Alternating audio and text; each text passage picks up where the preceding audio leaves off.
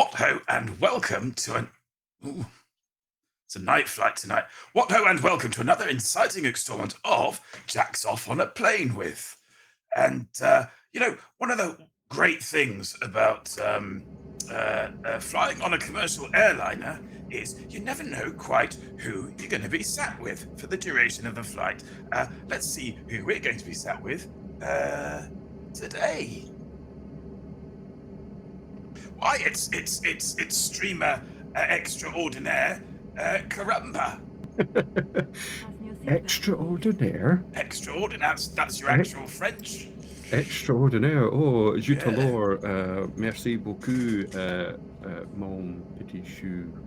D'accord. Oui. La fenêtre est sur la table avec les oiseaux. Oh, Yeah. oui, la chambre avec tout. We are going to be almost exclusively streaming in French tonight. Carrumba, here we find ourselves on a flight to New York. No, to JFK. I think it's in New York. Let's say it's in New York. What brings you to JFK? What brings me to JFK? It definitely wasn't me. That's all I'm saying. Hang on, I'm juggling my not old enough. Monitor levels. Definitely wasn't me. It definitely. No, I was nowhere near the grassy knoll that fateful day in Dallas. I don't even know what a knoll is. No. Does that live under a bridge? Book suppository, none the wiser. Didn't fit that. Oh, yeah. I made it all the way up to the appendix once. At this time, the forward entry is closed. Yeah. Oh, it's like we did it. Welcome all, by the way. Yes, all Make sure right. your seat backs and Oh, tray tables so I'm just gonna pull up by adjust your my marked phone. position, I was and bad. that your seatbelt is correctly fastened. I was a Should bad you get into flyer difficulty with this, please ring your call button and a last time. flight attendant will guide you That's through where the you- process. you're inconsiderate. I didn't switch to airplane mode. I didn't do my Stow your seatbelt. carry-on luggage underneath the seat in Terrible. front of you, Bad times. or in the overhead bin, taking care was not most to recently force on a any flight item into a to space Bristol that is too and small back. for it. With And a then fur. please take your seat and fasten your And seatbelt. what was the worst thing that happened on that If you are flight? seated in an emergency exit row, carefully read the safety Well, information card located in your seat back pocket. as one If you gets do not older, wish, are unable, or unwilling I to find perform the one functions gets more described in the event confused of an and emergency, slightly more a flight attendant will reseat you. slightly more conscious of time and how We little there remind is you of that it. this is a Yes. non-smoking flight. At Smoking is Bristol, they've got this prohibited on the horrible entire fascination with aircraft, making you take your shoes including off the to go through lavatories. security, which they don't do in Tampering Edinburgh. with, Don't know why they disabling, do it or in Bristol. destroying the It's lavatory for an smoke internal detectors flight. Yeah, is that's quite prohibited rare. by law. Yeah. So I had to Please take my note shoes that off, but I was in a bit of a e-cigarettes rush. are I was not a actually late for a loophole to this meeting. I was waiting till I got through security into Should you have any hold other the meeting. questions about today's flight, please feel And free I to went to ask take a my flight shoes off, attendant. and I Thank cocked you. my noggin off the nice pointed metal end of the desk where I was to be depositing said shoes. So the woman who was security shuffling the trays along just looked at me and went, ooh. And I was like, Ladies that's okay, and it wasn't too gentlemen, bad. please direct your Walking attention to through the the seatbelt security scanner, monitors and I ahead could of just you for a feel this video little demonstrating trickle the safety on features my of this head, aircraft. moving towards my We eyebrow. And I was recognize like, some of you may And be being frequent requested that you travelers, be but louder. this information is Oh. important, and we I ask think for I can your do. undivided attention at well, this I time. can turn myself up here as well if that's any help. Let's see. Yes, Cam. Yeah. I've got a little bit of inchage there as well. Yeah. I can boost myself slightly. I think that's better. Boost myself. How are we for levels? I'll be fine. But I mean, you just missed my fascinating story about clocking my head off the security desk and having to walk through a scanner bleeding. And the poor chap who tended to my said head had only just come on shift, and the first thing he had to do was put a plaster on my head and then feel my head like some kind of careful, friendly phrenologist to make sure I didn't have any kind of head breakage, which pilots apparently are not very keen on transporting people who have got No. problems. So Yeah. Yeah. Imagine all that sort of disturbances of pressure that happens on a flight. It's probably not. I imagine things come to light at altitude. In a way that Yeah. I mean, at any point in this flight, my head scanner-esque might explode right next to you. You just don't know. It's a risk you're going to have to take.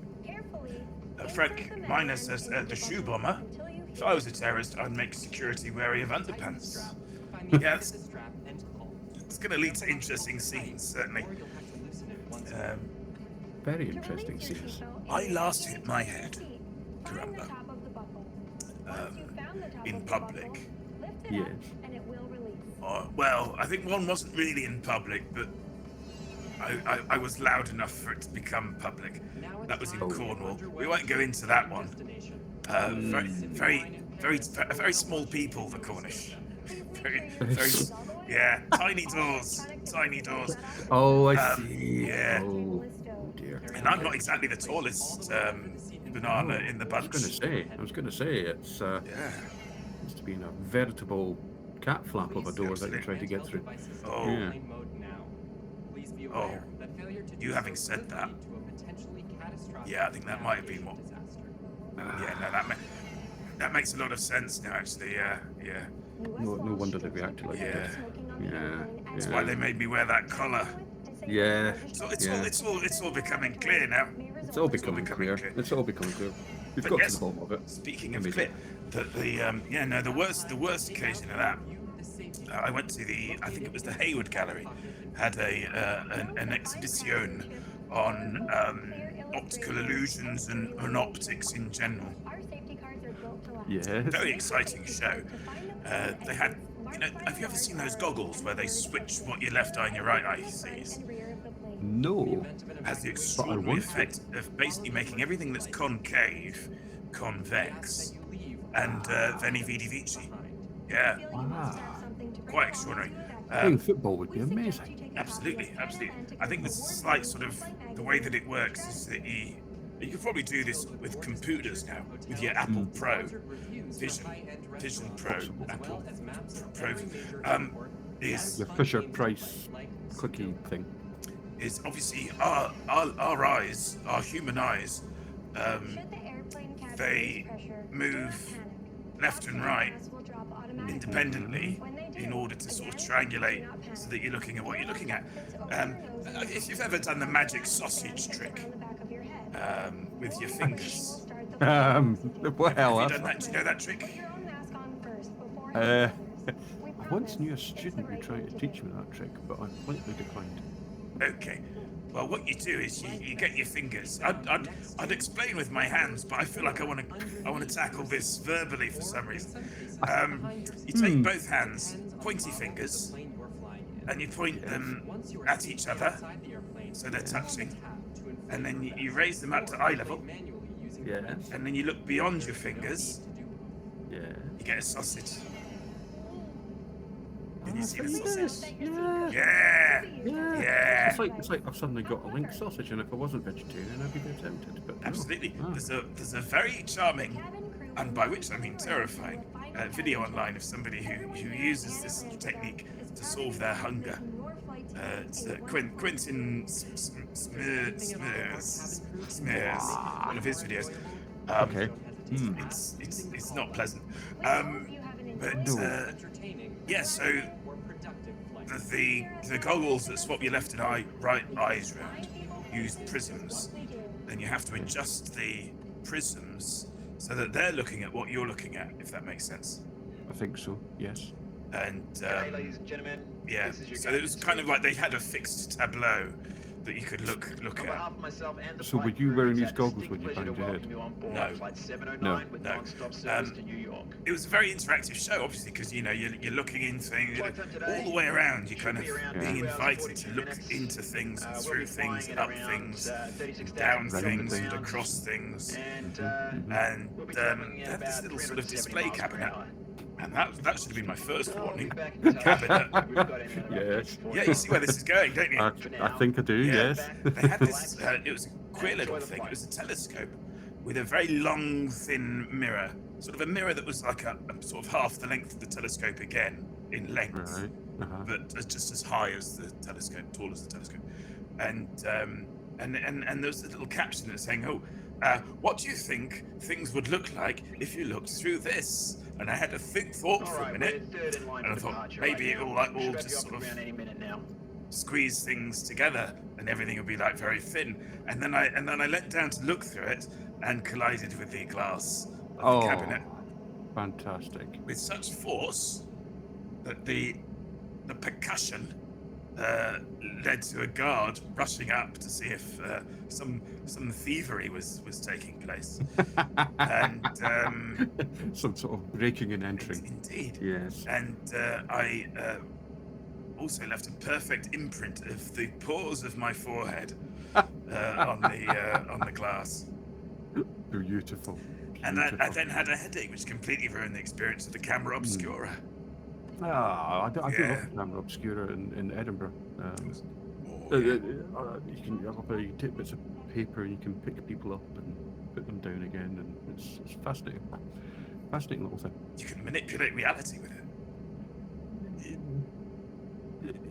To a certain extent. He's owned by a villain who's called the Puppeteer. I cannot confirm nor deny that. Oh, it's okay. Confirm nor It's deny okay. that. You're safe. You're safe. We won't press you further. But no, I think it was just the person who was doing the guided tour. This was the party trick where they could pick people up on a bit of paper, so they're still walking on this bit of paper. Oh, I see. Right. And Yeah, put got them you. down again. You see. Yeah, So yeah. yeah, that was their That's party cute. trick. That's cute. Yeah. Yeah. This is where you have like a room at the top of usually at the top of a building. It has to be high up. That's kind of bouncing light into it and up on the surrounding area within the room, so that you can see outside. It's essentially like standing inside a camera. It is. It's really quite cool. Yeah, Really quite very cool. cool. Very cool. Those I'm surprised Victorians invented a lot of interesting stuff. I'm surprised there aren't more of them. Yeah, I think it was Victorian invention. Is that right? I think so, because it was essentially, it was camera technology, essentially. I know we had that sort of stuff before, because some of the masters used it when they were doing the painting and that. Oh, what? When they're peeking in at the ladies, painting them from a distance. Is that what No, you're saying? it was The masters were peeping toms. Is that what you're saying? they'd set up a box. Up periscope. They'd set up a box. And they'd sit in the box, and then the subject would be outside of the box, and they'd use that to essentially trace them onto paper. Oh, Theoretically, okay. I'm not sure how You see, absolutely fathomed that is. I wish you'd told me that a long time ago, and then I wouldn't have felt so bad about tracing stuff when I was doing art. I always thought it was just cheating and not to be done, but now you've said that the masters do it. Absolutely. Well, Absolutely. Why have I been so hard on myself all these years? I would say that there's good tracing and bad tracing as well. Well, true. And I'm not quite sure. We have sort of like my idea of somebody tracing something using tracing paper or greaseproof paper, if you couldn't afford the real stuff. Yes. Is very gingerly, very carefully, timid, one might say, that they would do it, and you would end up with this very, very hesitant, scribbly line. Yes. Whereas your proper art, you want nice, bold strokes. You do. But I remember doing that at school. You would trace something, tracing paper, and then you would shade in on that side. You'd put graphite all over the line, and then you'd flip it over, and then you'd trace it again, and you'd print. Oh yeah, I remember. Yes, print the pencil line onto the paper. It's like creating your own contact paper. Yeah. Oh, Do you remember halcyon contact paper? days at school. Remember that? Yeah. There's little blue sheets of paper that you would feed into a typewriter if you wanted to make duplicate copies of something. We're at the Crazy most times. dangerous part of the flight. The two most dangerous parts of the flight: takeoff and landing. Absolutely. We're coming I up think for I'm right in tense. saying that the worst air disasters, the worst plane collisions have happened on the ground. Yeah, quite probably. Yeah. Quite Yeah. probably. I must admit, the last few weeks have been extremely busy. I had a week down in Bristol last week, but then 2 weeks before that, my youngest was in South Africa with school. Which, South Africa with the school, I got as far as Hadrian's Wall. That's about as far as I got. But It served its purpose well. exactly. Oh, cheeky monkey. But it was a kind of weird, fascination, obsession watching flight on Flight Radar 24 or whatever it is, watching flying to Qatar and then Qatar to Johannesburg, I think it was, and watching all the countries that she was flying over, and then when she was flying back, it was like, why did it do that funny little squiggle over the Black Sea? Was it dodging another plane, and then, as I said to Mrs. Carrumba, is it dodging another plane, or maybe just a Russian missile? And she's like, shut up! Stop saying things like that. Don't want to hear it. Yeah. She didn't get my sense of humour. I don't have any children, but I do have a favourite Divine Comedy album. And I know that if my favourite Divine Comedy album was going off on a plane, I'd be quite nervous. Is it the album with National Express on it? It's not. You know that this is the thing. It's the only song of theirs I know. We could have touched on this last week, the week before last, with Justin Lewis. National Express, surprisingly late in the Divine Comedy oeuvre. I always think it's on like one of the sort of first or second album, and it's Fin de Siècle, I think, which came out, I believe, losing the name, I think in '99. Fair enough. I mean, it's funny. I've seen Divine Comedy play live, but it was the only time I went to the Edinburgh New Year party, street party thing, and it snowed, and they had the laser shooting the clock up on the side of the castle wall, and Divine Comedy were playing, but he really just didn't want to be there. He really was not enjoying himself. It's a weird booking. I think it was a bit of an odd one. New Year, Divine Comedy, snow. Yeah. He was obviously cold. Everyone was drunk off their arses. Yeah. It wasn't a good gig. But I think as well with a lot of those events, the confidence that you have, the countdown that you're experiencing is the actual countdown. Yeah. Although to be fair, it was in socking great big green LED on the side of the castle, so that does help. It did help the situation, I must admit. We saw the wedding present at a New Year's Eve gig. You remember the wedding present? I am aware of their name, but I Too can't much say that apple pie, lost your love for life. Too much apple pie, you've lost your love of life. Now someone has gone off with Terry's wife. I can't remember the words. It's along those lines. Osric knows. I can tell Osric knows because he's just typed in an ellipsis.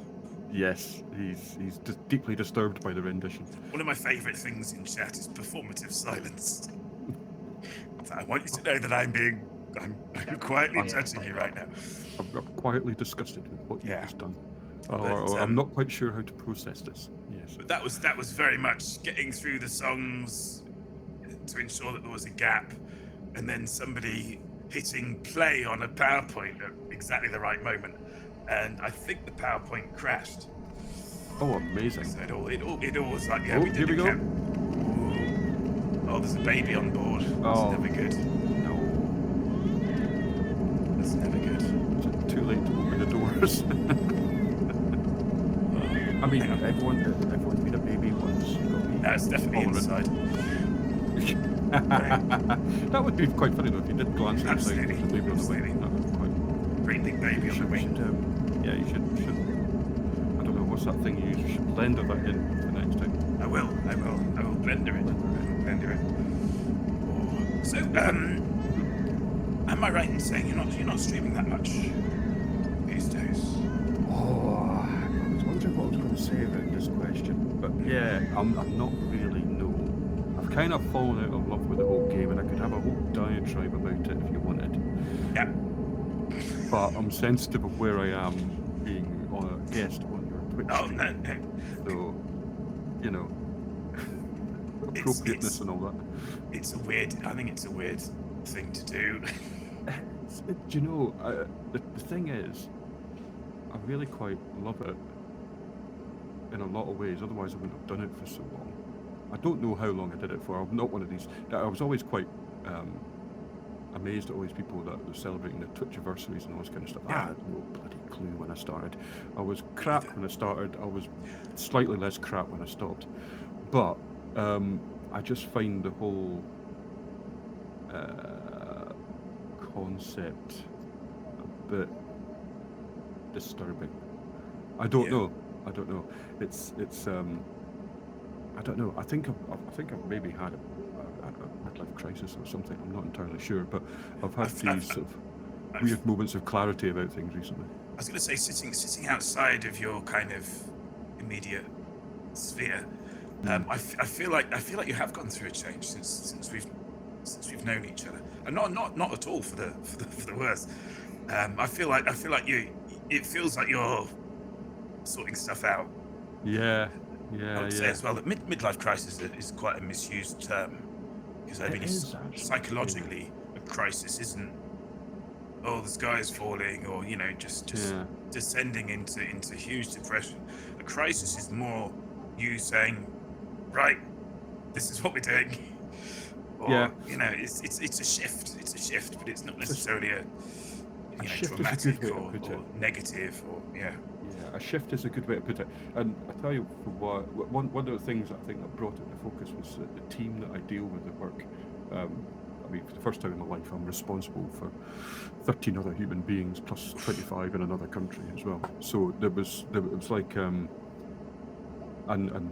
my team actually were all women, and I'd say 3/4 of them were going through the menopause.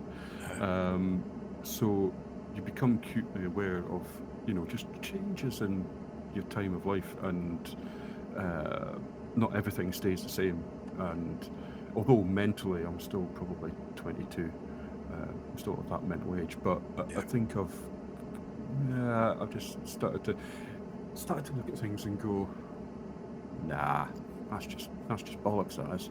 And I always remember when I was streaming, I would look at people like Psyche and all the other streamers that I watched, Brother Sabathius, all that lot, who I love and think they do fantastic stuff. Not as good as yourself, obviously. No. But obviously. But I feel it's important to provide these people like Psyche and Kolo with a sort of aspirational goal. Exactly. Yeah. I mean, they can one day hope to be as talented and as well loved as yourself. But watching the streams, I would always sort of think to myself, what's their future goal? Yeah. What are they doing this for? Because you're not earning a pension. You're not. I don't know. It just seemed a bit. Yeah. A bit. It filled me with sort of fear actually watching them, and I was like, should I be encouraging this? It was like the other day we went to Brewdog at work, and I've become a lot more aware of my morals. I've become an annoying dick basically to go out with. I don't drink, and it's terrible, isn't it? Not drinking is. Yeah. It throws everybody off. Yeah. And but we went to Brewdog, and so rather than ordering their non-alcoholic beer, 0.5. 0.5. Too strong for me. Too strong for me. I nearly went crazy. But I decided not to order anything because the guy who owns the company is a twat. Yeah. Allegedly. And I think we're allowed to say he's a twat. I think are we allowed to say that? Right, that's fine. Yeah. Because that's subjective. And he's backed away from the minimum wage and everything as well. We can't necessarily say he's misogynist, but we can say he's a twat. Well, I suppose twat's an opinion, isn't it? It's not trying to. Yeah. I'm not trying to say it's a fact, but in my opinion, he's a twat. So I thought, do you know what? I'm not buying anything in here. The rest of my team can sit and have a drink and whatever else, but I'm just going to sit here like a. And it's amazing how it throws people off. Like, they've got used to the fact that I don't drink alcohol. It's like, you don't want anything to drink? I'm like, no, I can still talk to you without doing this. Like... Blue Ganymede has confirmed that we're okay. Definitely go. It's okay. Thank you, Blue Ganymede. Thanks, BG. Jack has turned the air blue. Oh yeah, but I got told off for swearing. That's fine. Well, I did warn Jack that it's very unlikely that I would get very far without swearing. And I was cleared. It's okay. I'm sort of going through a crisis, I think. You think so? With the stream, in that I think, and it's sort of chiming with what you're saying, really, about what's the end game, what is winning. Yeah, what is winning? it's a difficult one. And It's a difficult one, and I always think I've never said I'll never stream again, and I probably will, but I would probably want to stream ironically, and not many people watch people streaming ironically. Yeah. So I'm yeah, I don't know. Yeah. It is good fun. It's good fun to have that sort of artistic outlet. Oh, my ears have popped. Right. Yeah. So Yeah. if you want that artistic outlet, keep going, Jack, because you do some good stuff. That's kind of what I want. I think is and I think because we're sort of reinventing the stream at the moment, launching at some point this year, is creating a space where basically we can just create what we want and not be tied to anything. We spent a very long time. Do it, Jack, because you're unique. Thank you. Yeah, exactly. We spent. So we've most recently we've pretty much knocked streaming Elite on the head. We might dip in from now and then, but generally speaking, it was our sort of main roster game. But now it's sort of like, I'm not sure.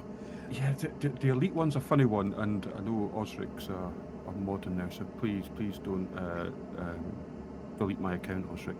But yeah, Elite's a funny one. I had a conversation. Remember Zach Antonacci? Remember him? Yes, lovely remember man. him way back in the day. I remember having a conversation with him in a pub in Cleethorpes, I think it was. Oh, was it? Luke Ganymede will probably correct me. I think it was Cleethorpes. I can't remember now. But it was a pub attached to a brewery, so really cheap beer. And he asked me about the idea of stream teams and whether I thought it was a good idea or not. And I said, yeah, fantastic idea, because, and it was Cleethorpes, thank you, Big Ganymede. Cleethorpes confirmed. Cleethorpes confirmed. And I thought, yeah, it's a great idea, because at that time I had a really good relationship with FDev. I was never going to be the biggest streamer that they talked to, but we had a good conversation going. So then when they brought in, eventually, about 2 or 3 years later, they brought in the whole partner streamer thing. I did apply for it, and I was refused. And I wasn't particularly salty about it, but I did ask, what's the criteria I've been rejected on? Never got an answer. And I was like, and it's almost like there was like imaginary hoops that I had to jump through that I didn't know what the hoops were, but I had to improve to get to those hoops. And I thought, you know what, no, sod this for a game of soldiers, can't be bothered. And it kind of soured my relationship with the game a little bit. Yeah, and it kind of, I think it sort of messes with your value system and your ideas about yourself to some extent as well. I tried 3 times. I tried twice actively. So it was the original outreach. Yes. Where nobody really knew it was happening, and then we've got some partners. Yeah. And then I sort of tried 2 consecutive times and didn't get anywhere. And you reach this sort of point where you know that you're not annoyed at people getting partner. Yeah. But what you are annoyed at is you not being enough of a blip on the radar to warrant being a partner. And I remember seeing, and I won't name. And you've been to Frontier Towers as well. You're practically streamer royalty. Yeah, absolutely. That whole stream, just me, and to a lesser extent the Gimp. Yeah, I know. Yeah. I know. He was a lucky man that day, wasn't he? Absolutely. Yeah. It was good of you to take him out. And what? Oh, I see. Yeah. Sorry, I thought you'd heard something. But yeah, and it's that sort of thing. You start looking at the streamers that did register and did, because you had sort of these numbers you were supposed to get in order to become partner, and and saying, well, it's not necessary though. It's not an absolute necessity. It just helps. And then you look at people who definitely don't get those numbers getting it, and you're thinking, not boo, boo sucks to them. More as like, but not. Where's the consistency? But not me. Yeah. Wow. Yeah, And it I was, know. and it was that sort of sense of putting in quite a lot of. When they announced the partner scheme, what I did was I kind of pushed the eliteness of the stream a bit harder than I had been. Well, quite a lot harder than it had been, really, in terms of the work that I was putting in for it. And it's kind of, yeah, it's not really Not making clicking. any difference. It's not Yeah. clicking. And also my because Twitch will tell you how many people, how many of your viewers are Twitch. Oh, Yeah. are you right, darling? Oh, that's better. Right. Oh, the gimp become ensnared. Yeah, you just can't stay away from the camera. He's getting a bit bullshy, the gimp. You have to put him back in his place. He usually likes that. But I bet it's some accountant making the decision. Yeah, some bloke in a suit and tie. I'm still glad that stream introduced me to Jack. Thank you, Plankton. Many issues with the partner program and the people who decided to go. There was. Do you know what? The other thing was, I remember someone who is an elite partner and who I love dearly. But they said to me, it's like the rising tide floats all boats. You know, that was the whole Yeah, idea, absolutely, and, absolutely. But I've come to realise that that's bollocks, in that, you know, if some ships have got concrete anchors that you can't lift, you go under, and it got to the point where I'm sitting right here. Yeah. God.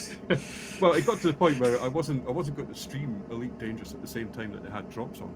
There was no point because everyone just went to the partner streamers. Well, like, yeah, and the thing that also, because I had this thing about, and again, not, you know, this is fine for some people. Sorry, that sounded like a judgment, and that's not what I meant. But marbles on stream, where if you stream marbles on stream, your numbers will go up because there are people who basically farm marbles on streams.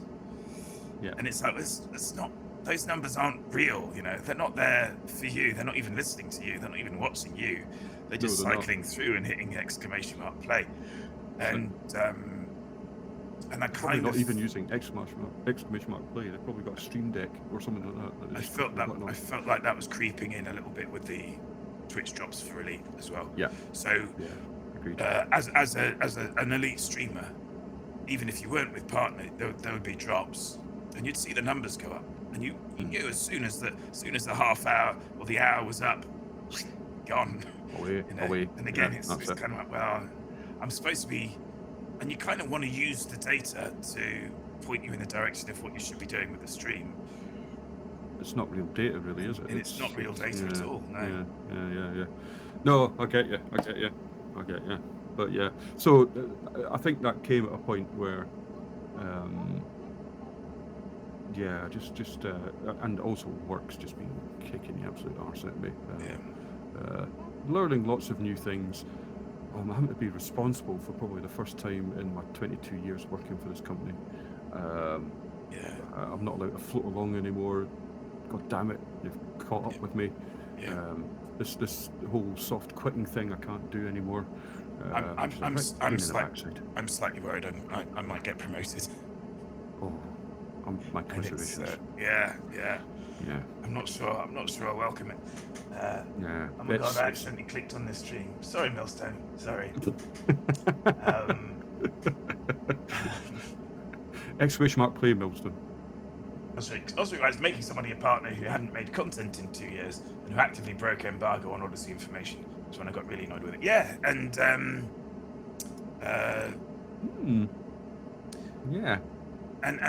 but I remember there was a strange thing that happened, and I'm not going to again making no judgments because there was a lot of stuff happening at the end of last year. But there were moments at the end of last year where I felt that almost none of the partners were streaming Elite. I've noticed that as well. That you've got all these elite partners, and as soon as a bit of content is finished dropping, I'd say with the exception of Brother Sabathius, Brother Sabathius, I think, and also Bernardo, although he's been doing a lot more. What do you call it? Baldur's Gate 3. Baldur's Gate 3. That's it.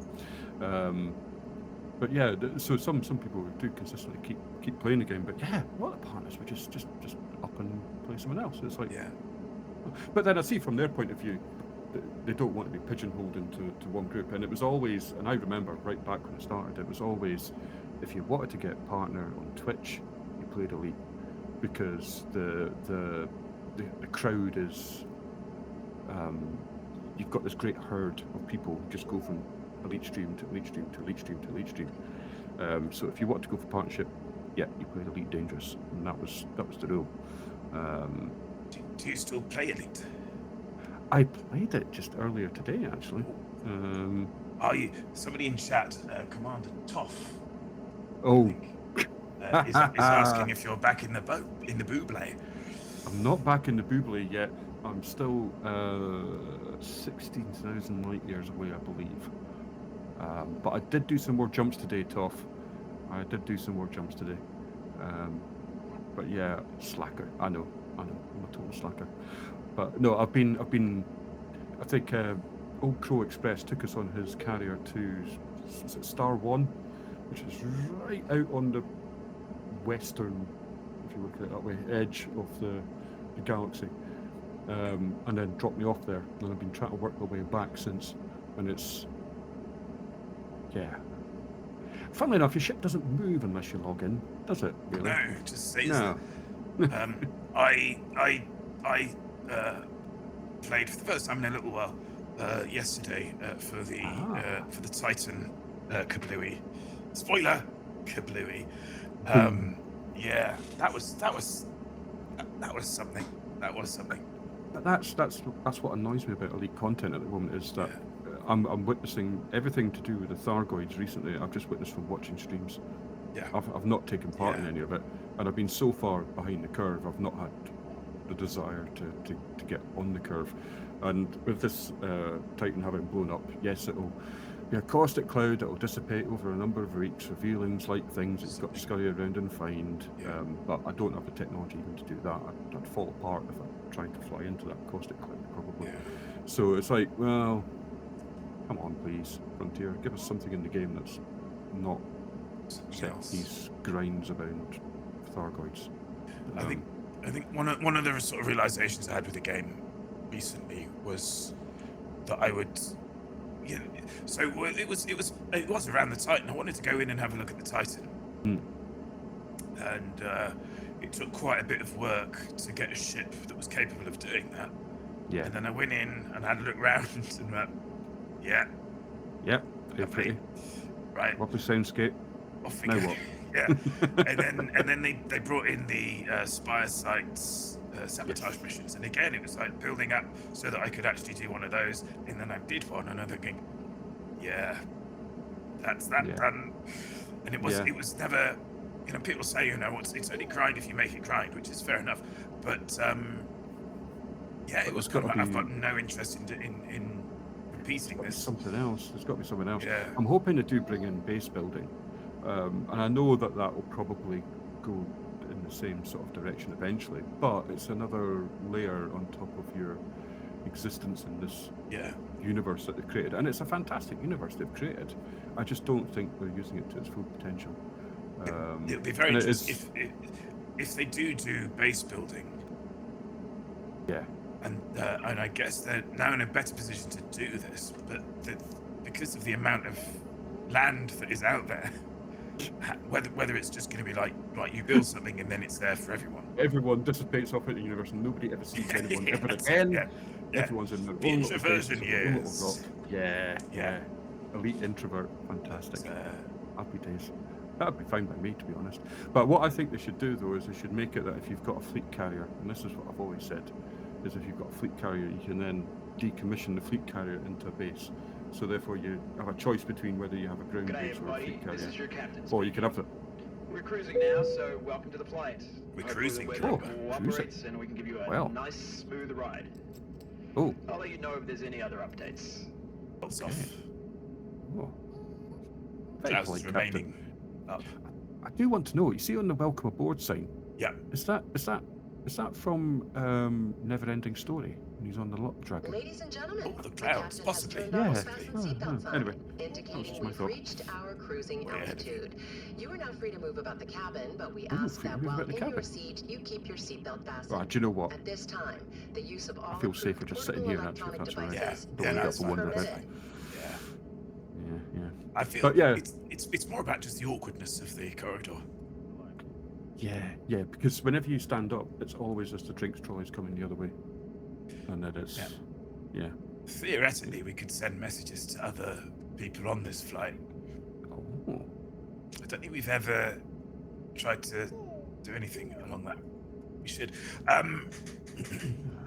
that's yeah. Do you know what? The last long haul flight I was on to the Philippines was I was severely conscious of the films I was watching because there was a kid not far behind, and so watching some films, and I was thinking, can you see what I'm watching? But he was fast asleep thing. But, Yeah. Strange kind of British uncomfortableness about that. Definitely, yeah. Although, if you're a regular traveller on the tube, it's not a discomfort that everybody shares. Fair enough. Yeah, what is it with people just not using headphones these days? Oh, I hate it. What- Sodcasting. Why? That's what we call it. Why? Yeah. As Does the voice this- points out, it's never good music or interesting music.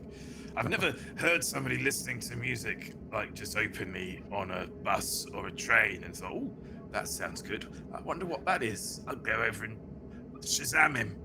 Well, you don't have to Shazam anymore. My phone, I've got a Google phone, and it listens to the music that's playing and tells you what it is. I've activated that. Yeah, it's actually quite good. Because I was listening to Radio 6, and there was a song "Energy" from Sampa the Great came on, and I know what it is, and I favorited it because I did quite enjoy it. It was quite good. Sampa the Great, you heard it here first, kids. Matty Steve is asking, does his sign, I think his is you, Carrumba, does Carrumba's sign mean homophobes are allowed? Oh, no. I It's don't think reversible. so. You can flip it round and it says no homophobes on the other side. There you go. I like it. I like something that's flippable and doesn't accept homophobes. Yeah, absolutely. And this is the chap from Vikings, who we saw at Comic-Con, but Mini-Me 1 was very excited to meet them, not because of their role in Vikings, but because of his role in as Merlin, and he appeared in as Merlin in another program. I don't know, it might have been called Merlin. I can't remember. There was a show called Merlin, yeah. Young lad. It wasn't the BBC one. No, it wasn't Oh, that one. It okay. was another one. But he was, and Mini-Me 1 was the only one that took up a still from that program for him to sign that day, and he was extremely happy. Very nice guy as well. Very chilled. Great herbal smell about him. But he was a Okay. lovely chap. Was the herbal adding to the chill? Don't know. Could have just had really nice aftershave. Not Yeah. entirely sure. We'll have to get Blue Ganymede to check we're legal again. Yeah, please. Yeah. I've never had a great sense of smell, to be fair. The boyf and I, we're talking about marijuana. The boyf and I, we like to pretend that it's basil. So that if we smell it and we're about the place, oh, somebody likes using a lot of basil in their cooking. We say. Well, I said to Mrs. Carrumba the other day, I said, should we get some cannabis jellies? And she was like, what the hell are you talking about? I was like, well, my arthritis, Yeah, you know. it's I worth thought a it's a bun. good idea, you know. But no. That's why it's a difficult thing, because I'm quite a skeptical person. Are you? Remember, I am. But so you know, I'm very much all about your evidence-based medicines. And Yes. whatnot. Yes. But you have to navigate a social space, don't you? And True. what happens is you have somebody who suffers from fibromyalgia, Mm. and they say that one of the things that really helps them get through it is their crystals. And it's like, well, there's no benefit of me saying, you know, that probably isn't helping you. There isn't really any direct benefit because they feel that it does. Yeah. If there is a placebo effect that's happening there, Exactly. then you who know, am I that's to for try them, and demolish that? Yeah. Exactly. That's for them. But I'm never comfortable with smiling and nodding whilst I smile and nod. I find that difficult as well, which is why I've probably got a very small circle of friends. Oh, But it's funny actually because I've started making jewellery, and that's the kind of my creative outlet now that I don't stream. I've got to have some sort of creative outlet, and I was thinking about crystals the other day, and I was like, I could just start churning out crystals, and I would make a fortune, but I just can't bring myself to do it. I can't. I don't want to produce anything for anyone's chakras. This might come as a shock to you, but I've devised over the years a few magic tricks that I have self-published. And the one trick that I technically did not self-publish, but collaborated with somebody who published it. So kind of selfish. No, not selfish published. Selfish publishing. That's something else. But it was basically there's a sort of a trick in magic where you get somebody to select a card without them looking at it, usually. Then you ask them what their birthday is, what day their birthday is on. And you whip out a book. You say, look at. So say they say March 15th. You say, right, look at March 15th in that dictionary, in that diary. You'll notice that against every day, I have written a playing card. Yes. What's the playing card next to your birthday? You go, oh, it's the 8 of Hearts. And now turn the card over, and they turn the card over, and it's the 8 of Hearts. It's a nice little trick. The thing that niggled me was that what's with the diary, my dude? Outside of doing the trick, what's with the diary? So we created a birthday oracle book.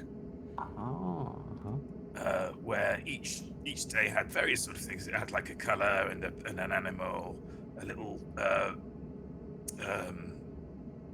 what do you call it? Personality description. So 366 days, and we published it. And the point of it was that we wanted it to be a published thing that looks like it might exist in the real world, but also that if you went home after seeing a magician using it and looked it up, it would appear. That's deep dedication to a trick. Deep dedication. But we didn't sell that many. You can still get the book, but it's sort of it was quite a weird path to walk, because you're having to create something to which you wouldn't necessarily ascribe. There's some slight flanneling that goes on in the introduction. But it's not entirely flannel, because I think that I'm quite impressed with that dedication to the trick, and I think that kind of dedication is what you see in your blenderings and everything else you do for the stream, because when you dedicate yourself, whereas myself, whenever I was streaming, it was always half-arsed, and I sort of leaned into the whole bumbling aged gamer sort of thing a little bit, but it was a good safety net for not having it. By the way. just to be clear. You surprised me, Carrumba, really. Yeah. No, honestly. No. Really? But yeah, I as much as half Carrumba. Please, don't you make me. Orange Phoenix makes the point that if there's the sort of crystals that you smoke, then it's a very different. Very different conversation. Yeah. It's not a conversation in this universe, really, is it? Yes. And welcome in, Orange Phoenix. Lovely to have you tonight. Yes. Somebody who's more Scottish than me. Indeed. Literally. Literally more Scottish than me. Yeah. Scottish on the inside as well as the outside. Yeah. Scottish all over. All over. But yeah. So streaming, eh? Oh. I know, right? You do that. The way I look at it is, and this is sort of how I started out, and I think I lost my way a little bit, is that the stream's the thing. Yeah. Which sounds bloody obvious, but that's it. It's this kind of like, oh no, I just need to, and the stuff that we're putting together behind the scenes, which we're launching with later on in the year, it's kind of like, oh no, this is getting back to what we thought we were going to be doing. Yeah. And I feel like I'm in a slightly better position to do that now. Good. Because, as I say, Twitch said to me, a lot of the people who view about 45% of the people who view you also watch Elite Dangerous streams. Have you considered streaming Elite Dangerous? It's like, yeah, twice a week for 7 years. Yeah, thanks for that, Twitch. You're really paying attention, aren't you? My second thought there was only 45%.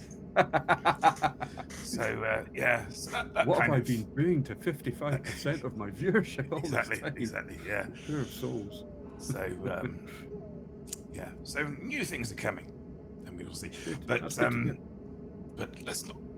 You know, you're the guest, not me. So But you're not really Scottish, are you?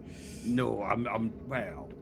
Now you see, That was a deliberately provocative question to raise an interesting subject. You're playing into one of my other fascinations now, outside of jewellery, and I spent so much of my life fighting against the idea of being Scottish because I was born in Coventry, and my dad's Irish, so I consider myself Anglo-Irish. And in any census forms now, or any forms asking about your ethnicity, I always put other Anglo-Irish just to be that guy. And I've kind of always fought against the whole Scottishness thing, but in recent years I've been very much enjoying Scots language and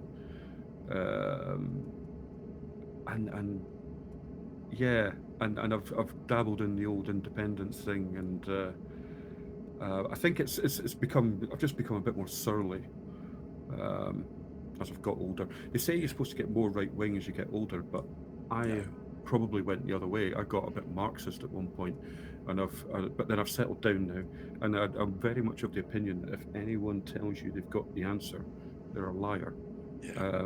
And you know, everything's shades of grey. So you know, you can find. I can't bring myself to say it.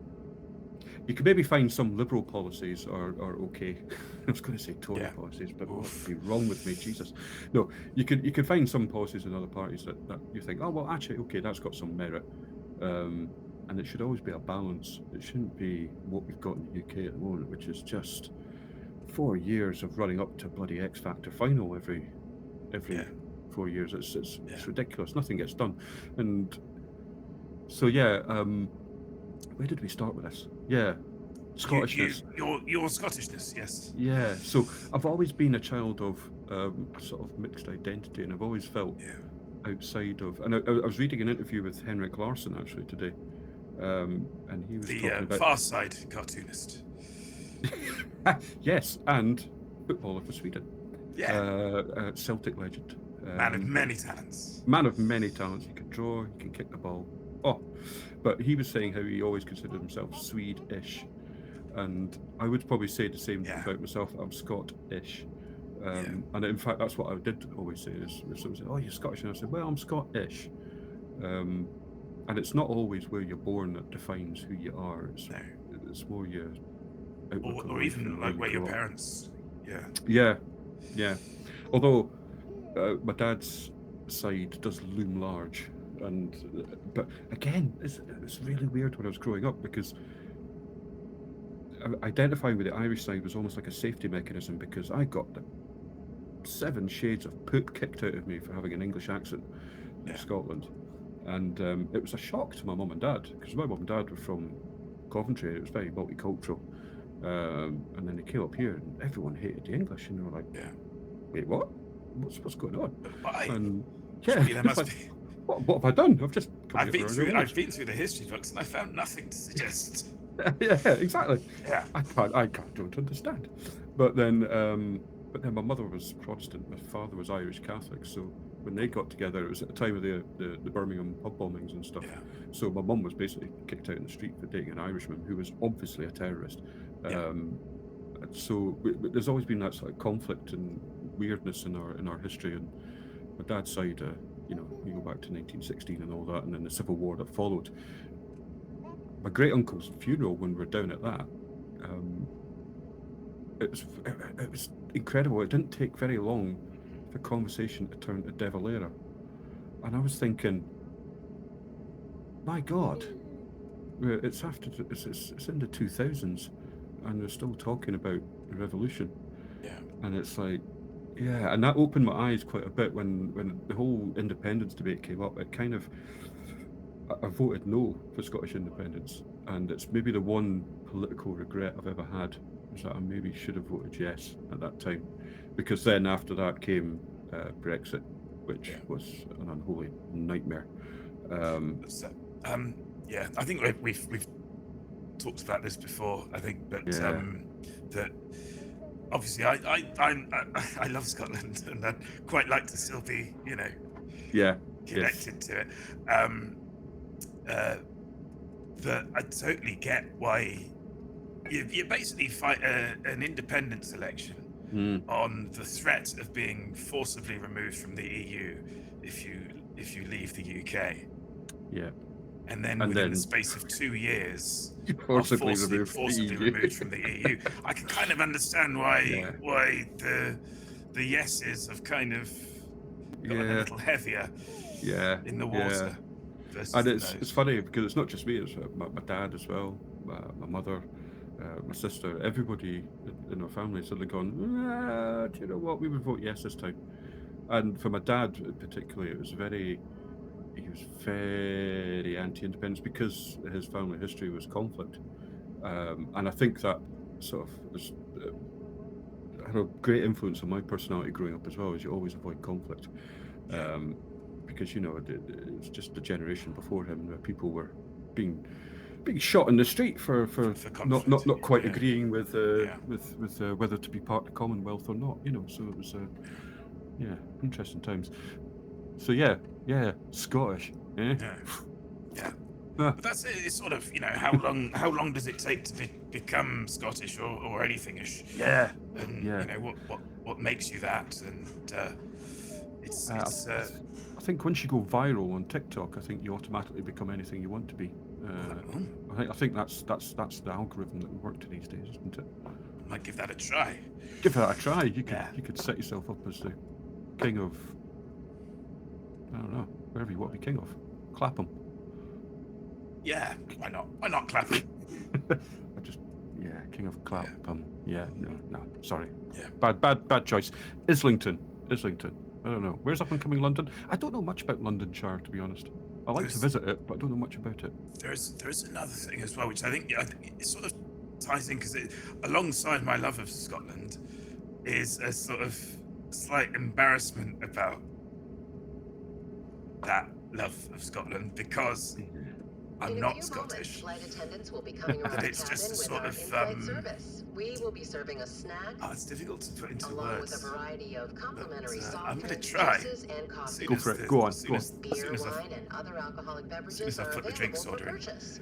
Now we invite you to sit back, relax, and enjoy the flight. What are you going to have to drink? It's not cultural appropriation, but it's sort of in that ballpark of that notion that you should be proud of Scottish heritage, even if you're not of Scottish heritage, because it's part of the union, and we're all. It's like my. And I kind of know what you mean. I mean, I wore a kilt for my wedding because obviously Mrs. Carrumba's Scottish, but I had the Irish national tartan that I wore, so it was all green. Looked like a jolly leprechaun, so I did. Just to stereotype myself. But did anybody get their hands on your Lucky Charms? They certainly did not. Although we made the mistake, it was long enough ago so that leaving disposable cameras on the table was the thing to do. And yes, we could identify a number of people by the type of tartan they were wearing around their bollocks. Yes, plenty of up kilt shots. Plenty of people up kilted. And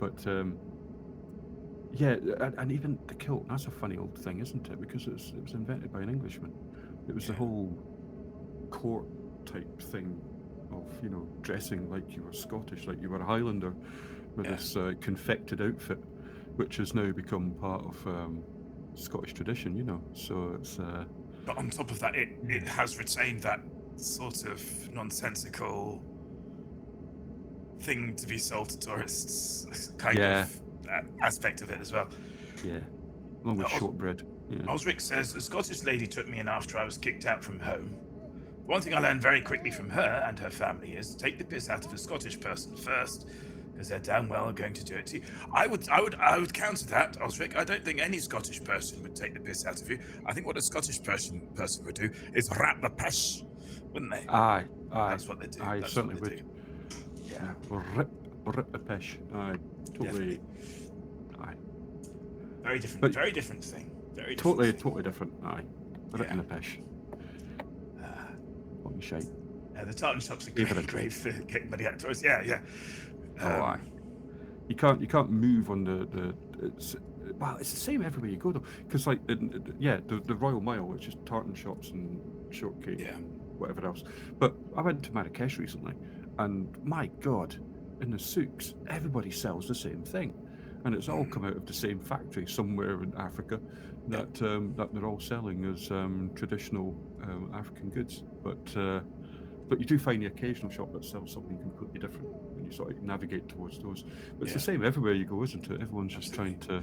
Malta's a very weird one because it's such a small island, but they still, there is a factory that's churning out Maltese. I'm sure most of it's imported, but there is as well. There are sort of these factories that churn out Maltese souvenirs. Well, I nearly got into a fight in Gran Canaria because we went. My niece used to play football and she loved football, and we were walking through this market and there was these football tops for sale, and there was a Barcelona top there with the FIFA tags on it and everything, so all genuine, because it's all knockoff stuff. And I was like, that size, and they always put the kids' size out, and I was like, that size is perfect for my niece. I want that one. So I was like, how much? And it was like really cheap. I was like, fantastic, I'll take it. And he went, oh, I'll go and get you one. I said, no, I'll take that one. He's like, no, I'll get you one in a package. I said, no, I'll take that one hanging up. He's like, no, you can't have that one. I'll go get. No, I want that's the good one.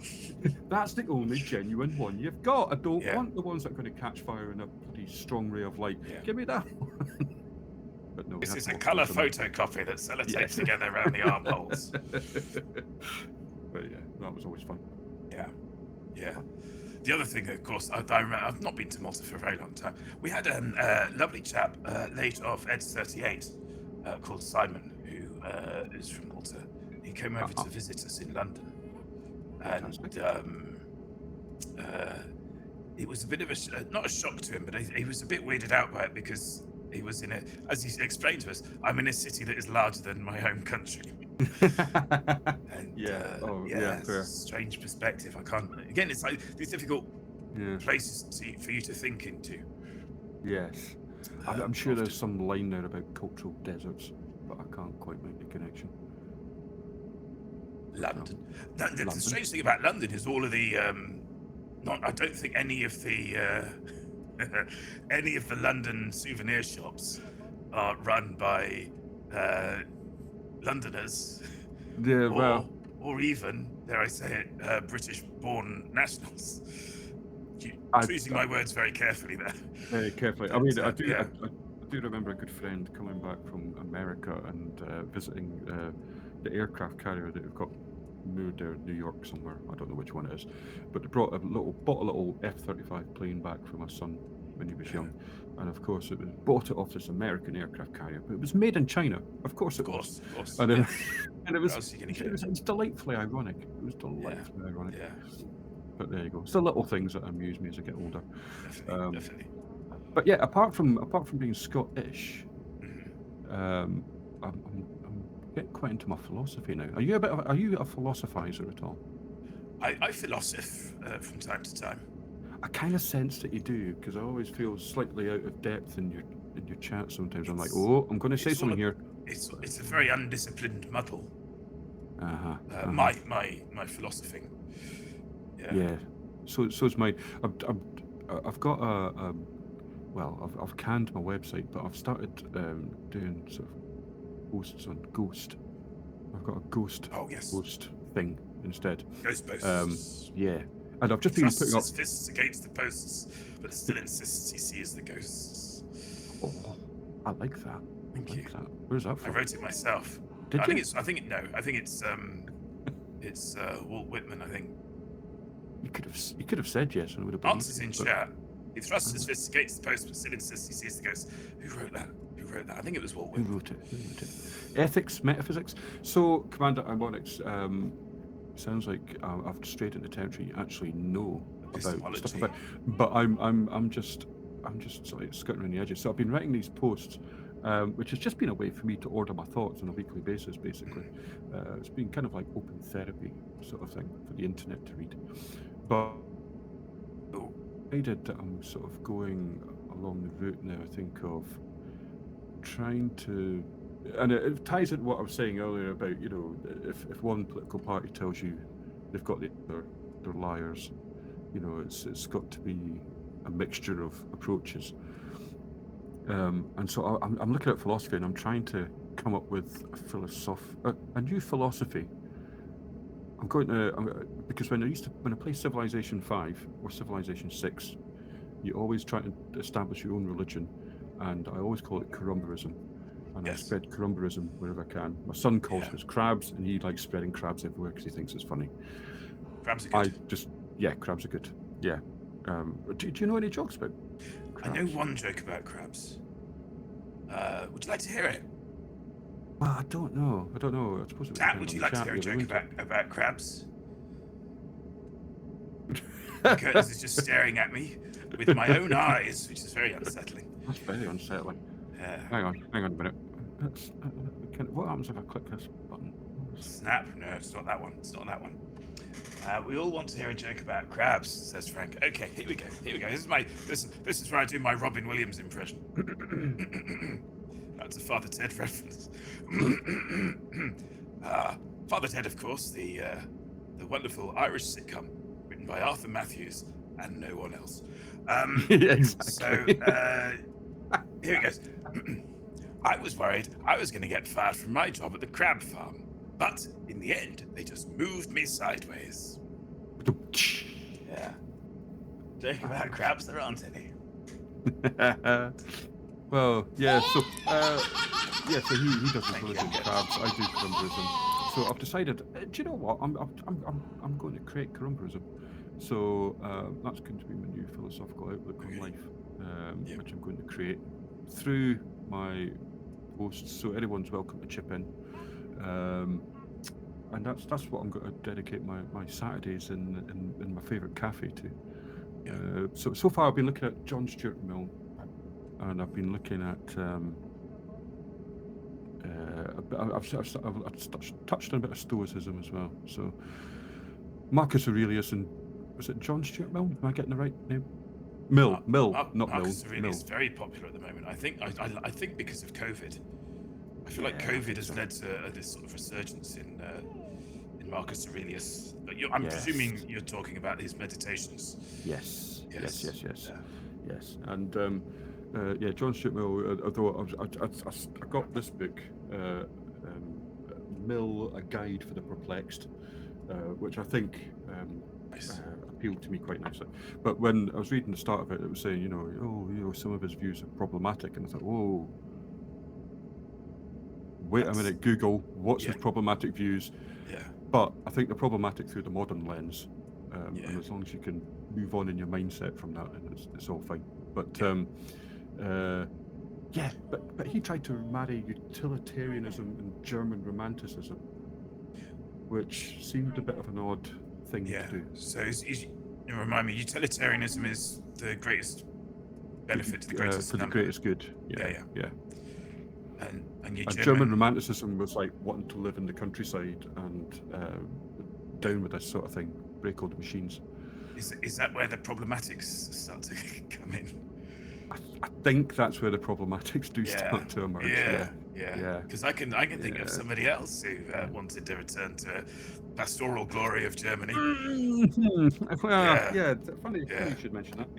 Yeah. So picking and choosing philosophies can be dangerous territory. But I've just started, so. I think it's whenever a philosophy is insisted upon that you enter trouble. Yes. One of my favourite L. Ron Hubbard quotes.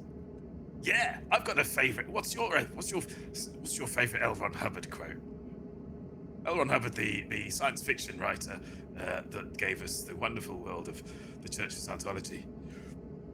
I think it'd probably be hang on, guys. This will be a bit of a laugh.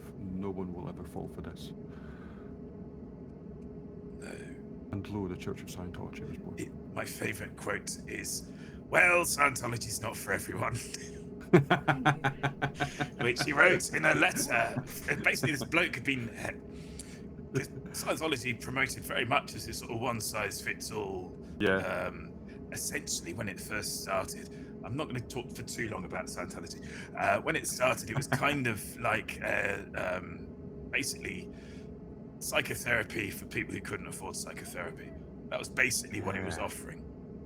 But It was all also got a bit suggesting weird, that psychotherapy was, or that psychology, your psychology was at the root of most of your physical ailments.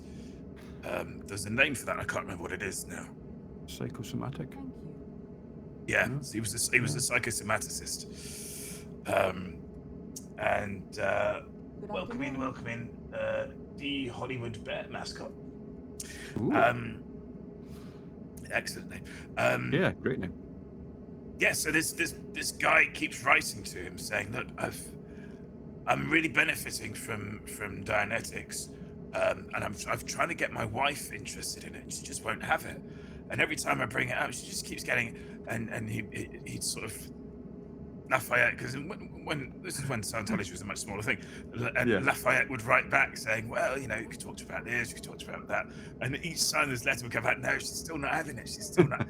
It's just every time it's like she's angrier than the last time, and eventually he just writes back saying, "Well, Scientology is not for everyone, is it?" Brilliant.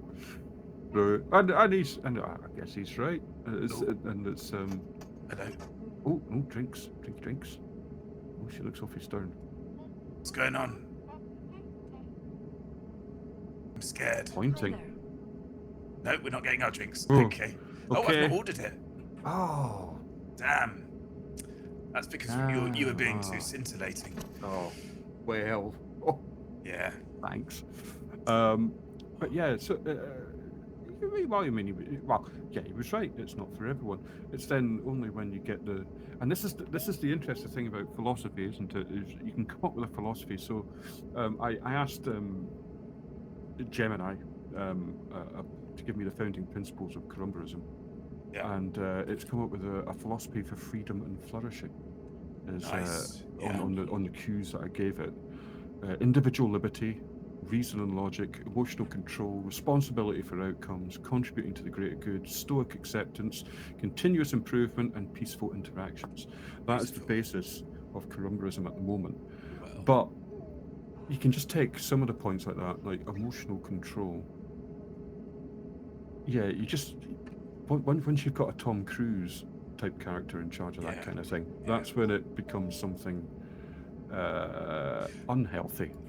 I think there's a problem as well because this is a thing, and again, now I should say as well, I was raised as a spiritualist, and one of the reasons I think I'm so interested in, I'm not a spiritualist, one of the reasons I think that I've remained so interested in the Church of Scientology and in cults in general, and it's took me quite a while to figure this out, is that there are these things that I think exist called soft cults, and they're not about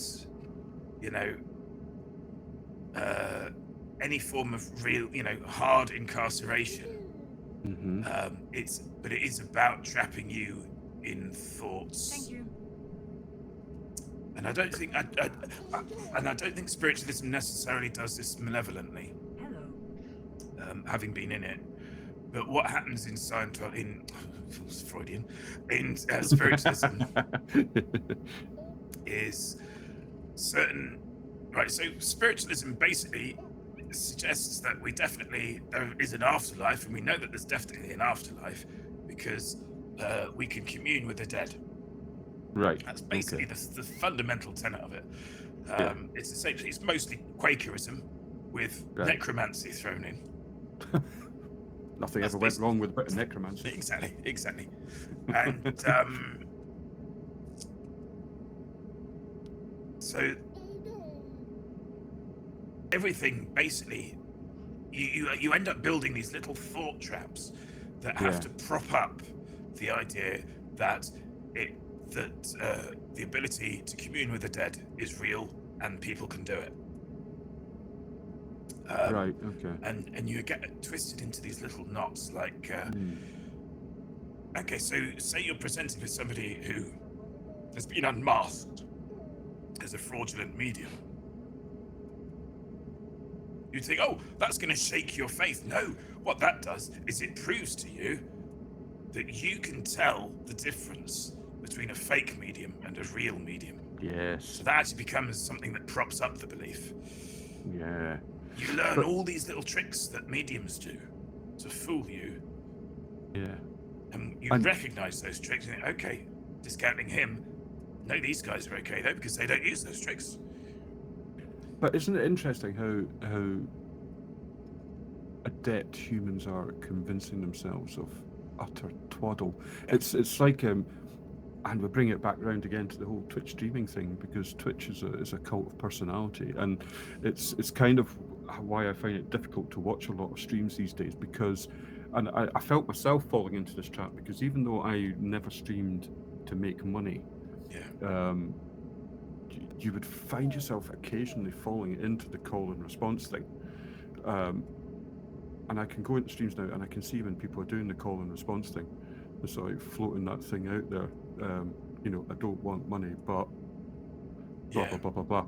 And then suddenly somebody does a sub, and then someone starts throwing bits, and then, it's a hype train. Oh no, no, really, you don't have to. No, you don't have to.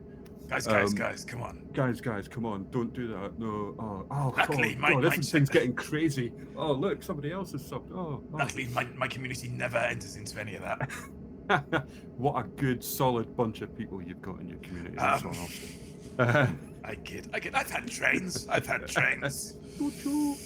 But I do find it uncomfortable sitting in streams when that's a guarantee for me to switch off and go elsewhere. I would like to be able to. Sorry, this is again not. I would like to be able to recoup some of my costs, and we do recoup some of them. Yeah, I would like maybe to recoup more of them. And that's all I ever did with the money I got with Twitch streaming was bought computer games basically, or bits of kit, but it never covered the sites, never touched the sites and what I was actually putting out. But I'm lucky enough that I had a full-time job and I just did it as a hobby. So but necromantic porridge. Orange Phoenix, what did you hear? Sorry, that just caught my eye. And also somebody asked, does Carrumbaism have a tithe? No, it does not. It's free for you to twist and manipulate to your own means.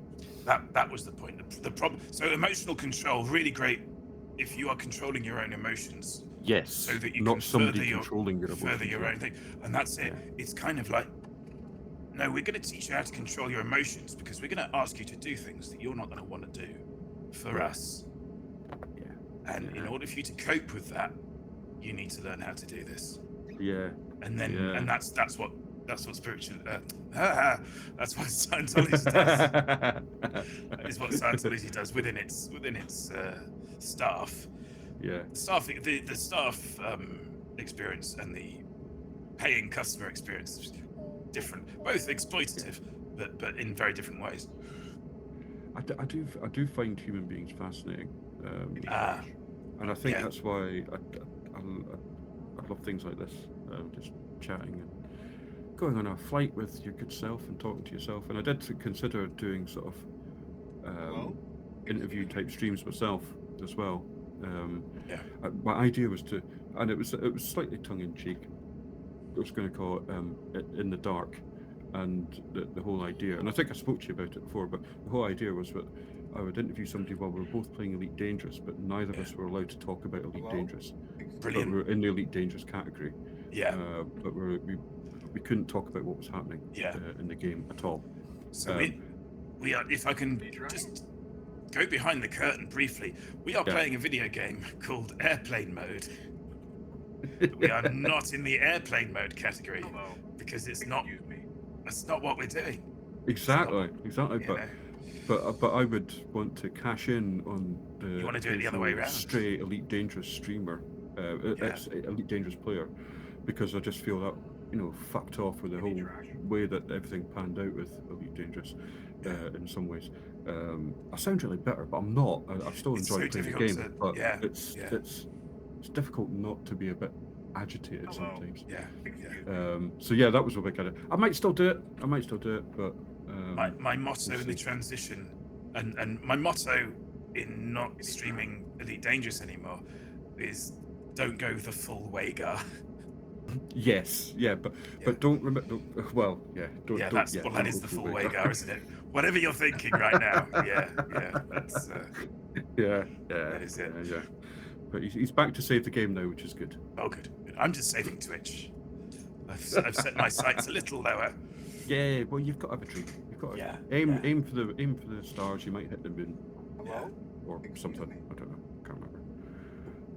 Yeah, that voice in the background is freaking me out. I ripped off my headphones. I do apologise. Orange Phoenix is explained, by the way, cross between Quaker and Necromancy. Yeah. Oh, I see. Yes, necromantic porridge. So the history of spiritualism basically is that you had the Fox sisters who learned how to click their toes in the same way that you could click your fingers. Like that. Wow. And they could use that to create the effect of knocking. Okay. So from the Fox sisters, you got, is there anybody there? Answer 1 knock for yes, 2 for no. Yeah. Why anybody would knock 2 for no. Anyway, but and I didn't know that. At the time, that's my interpretation. It's one of the in her dotage, one of the Fox sisters came out and basically said it was all a load of bull.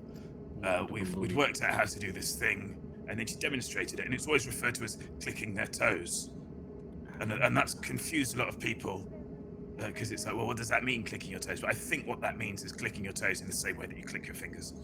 I gotcha. Because that makes sense, and I can do it just about, and I can see how somebody who was better at it than me could create spiritual knocking using it without seemingly any movement, because you're doing it inside your shoes. My toes, but I can pick things up with my toes. I can pick things up with my feet.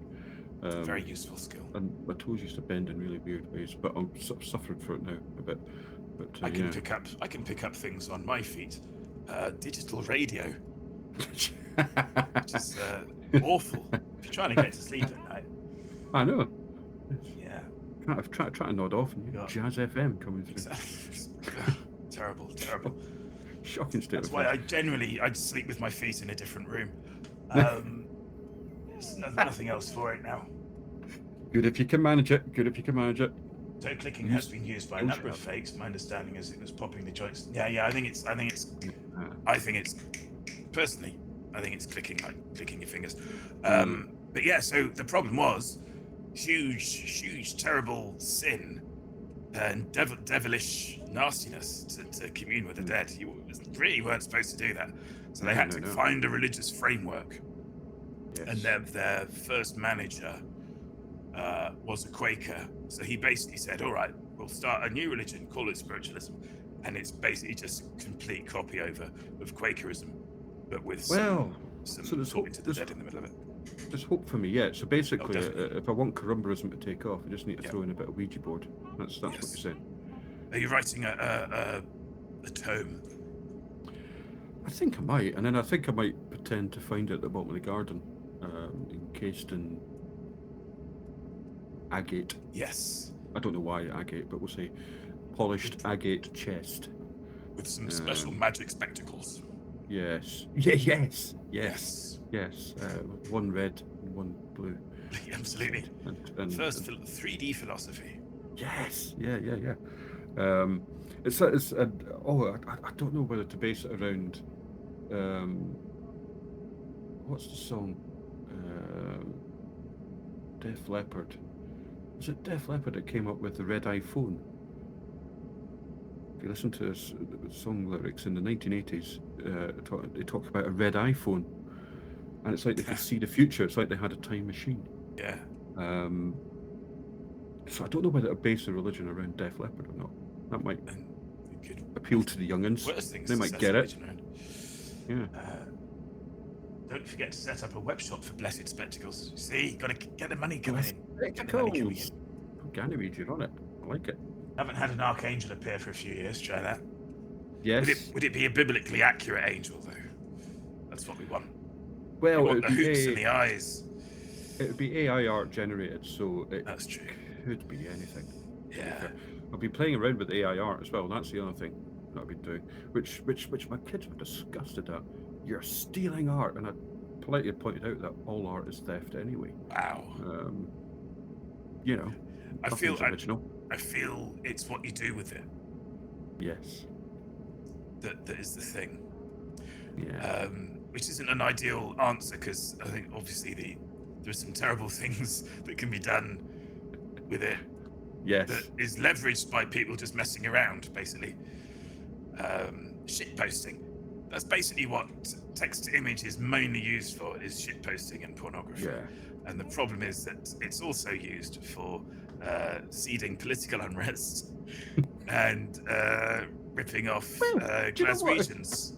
If Carrumbaism seeded a bit of political unrest, I wouldn't be too adverse to that. If it was seeding it in the right direction. Seeding it in the right direction, yeah. I've been get myself on the front page of Metro. You know. Yeah, Blue Ganymede asking if we could have a war based on Carrumbaism. So I think that might be the battleground. Anything's possible. I'm giving it to the people, Blue Ganymede. So what the people do with it, it's up to them. Yeah. A Def Leppard using a red iPhone is a prompt I'd like to type into an AI graphics package. I feel like doing it right now, actually. But no, I'm not going to. I'm going to give you my full attention. But I'm going to save that one for later. It's right.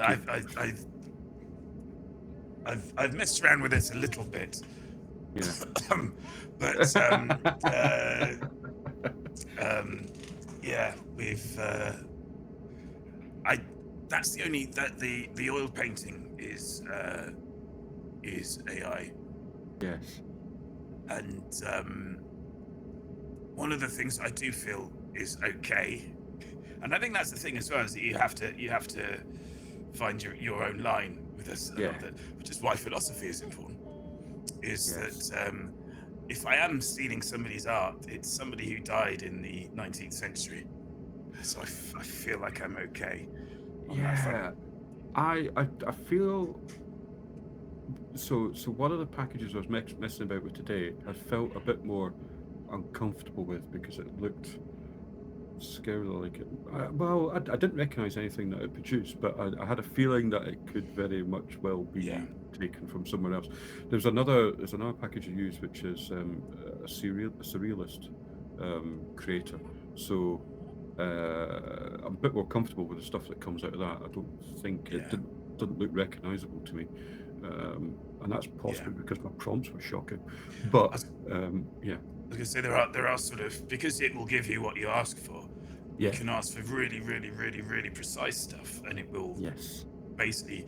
I have seen images that are basically just what has been fed into it, and it's Do you mind if I drop a link to my ghost site in the chat? Do it. Because the last couple of posts that I've put, that has been AI generated pictures that I put on there. So one of them was Taylor Swift on a bike with Jesus, and it was Christ on a bike. It's Taylor Swift, I think, was the prompt that I put in, and it's quite nice actually. I quite like. It's a strange extra leg, but I can't quite figure out if that's Jesus's leg or whether Taylor Swift is part octopus. I'm not entirely sure.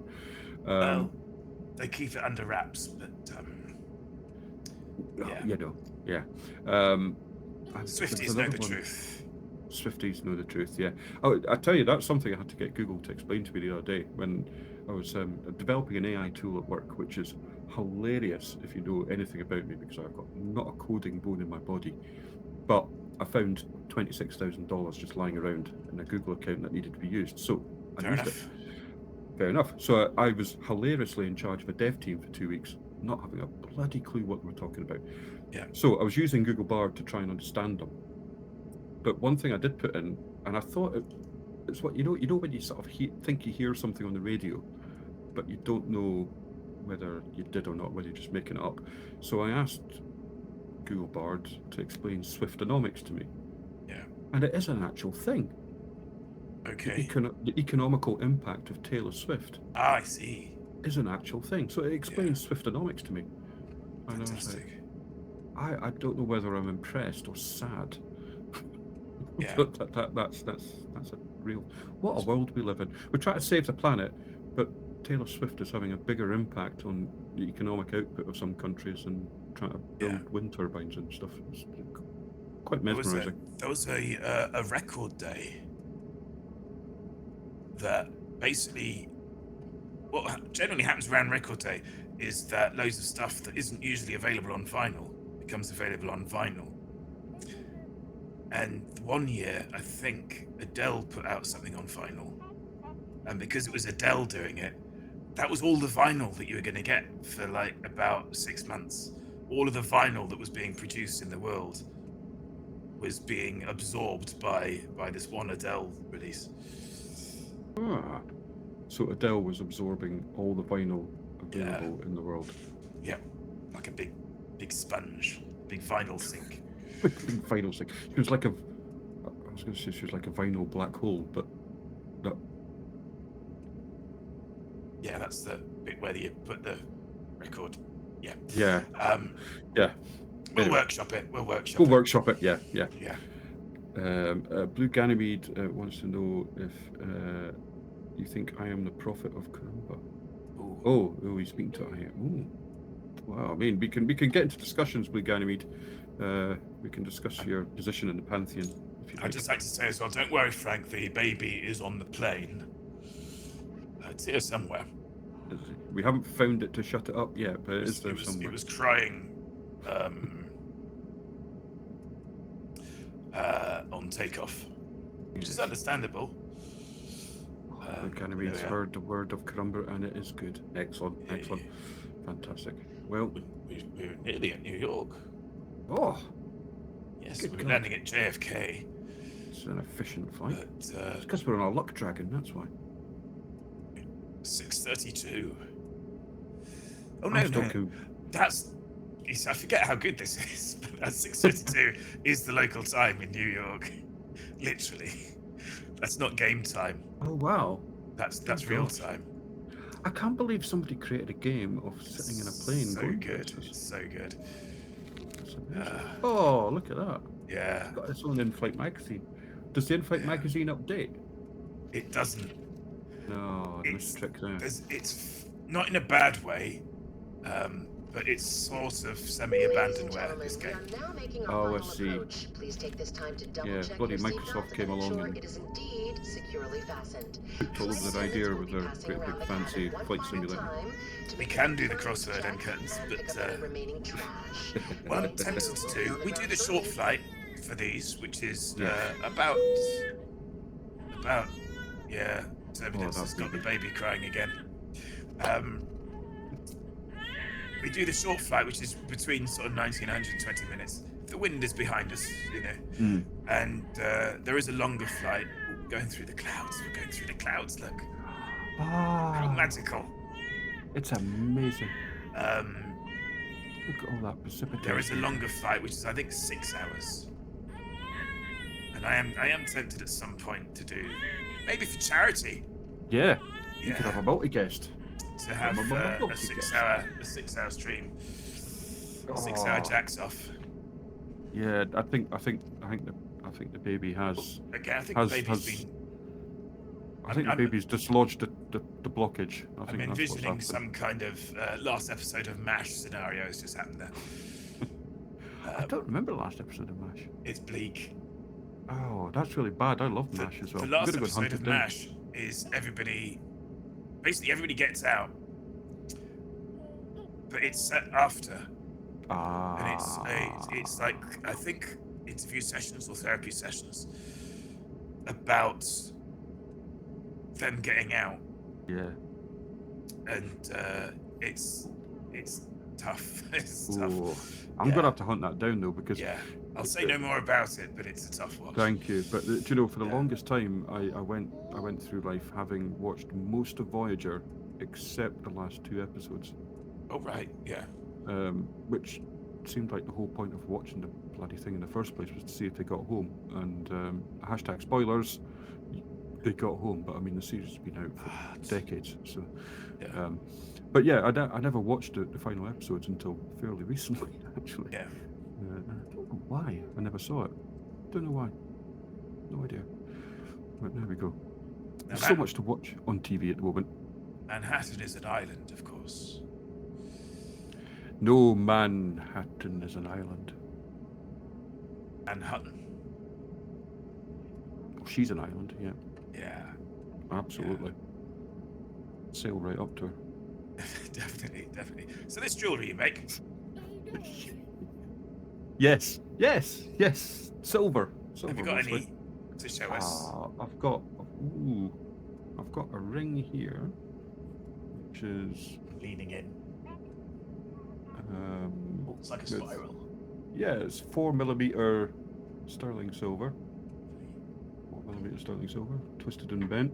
We've got a failed piece of jewellery here, which is just now a silver blob. What's your most interesting failure?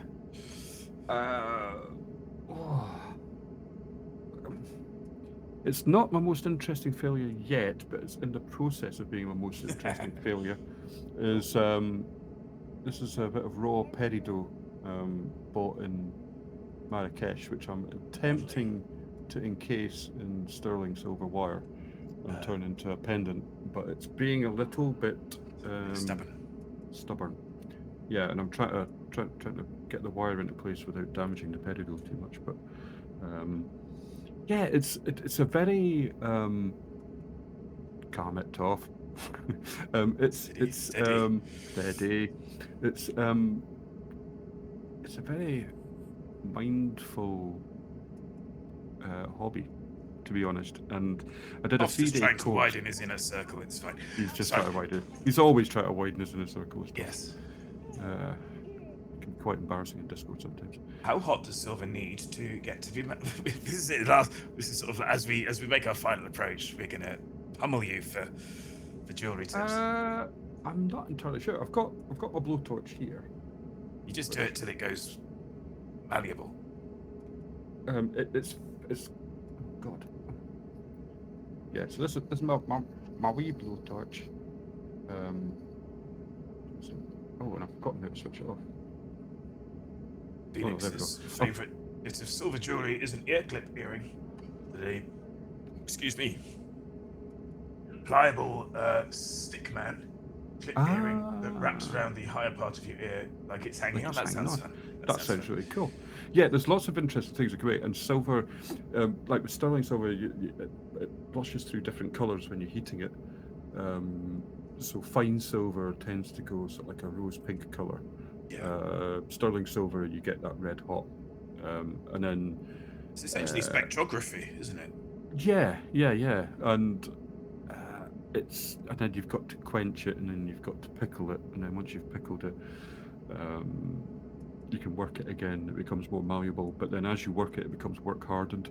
So then you have to heat it up and pickle it again to remove any fire stain off it, and then you can work it again. Pickling the curtains is when you stick it in. It's sort of like a sort of acid solution, basically. It's a citric acid sort of solution. And I've got a slow cooker sitting on the windowsill there, which keeps the pickle solution warm. And then when you drop it in, just leave it in for a few minutes, and it just strips all the gunk off it. Because essentially, you need to have the silver clean, otherwise the flux doesn't flow. And the flux is like little tiny bits of silver that you put at the join that you want to join, and then you heat everything up evenly, and then it'll get to the point, and I think it's about 700-800 degrees, I think, for hard solder, which is what I use, and then it will just flow wherever the flux is, and you can just see the silver line just shoots round, and then that's it. It's done. It's securely in place, and it's quite satisfying. I did a 3-day course in Dunblane, and it was just like walking from bench to pickle to bench to pickle, and it became quite. Yeah, people talk about being in a flow state and things like that, and that was the most zen I've felt in many years. It was just making jewellery like that, and yeah, so I've become quite addicted to it. So I was learning how to flush set stones the other day. So I've got some citrines here, which I have now learned are exactly the wrong stones to be using for flush setting because they're too soft, and I'm probably likely to break them. But we'll give it a go. But yeah, so there you go. So yeah, mostly rings and necklaces, and I've got costume jewelry that I make as well, which is sort of like this. This is a sort of silvered copper wire with bits of broken jewelry, which I then upcycle. And so I've got loads of them lying around. I guess really at some point I should try and sell it.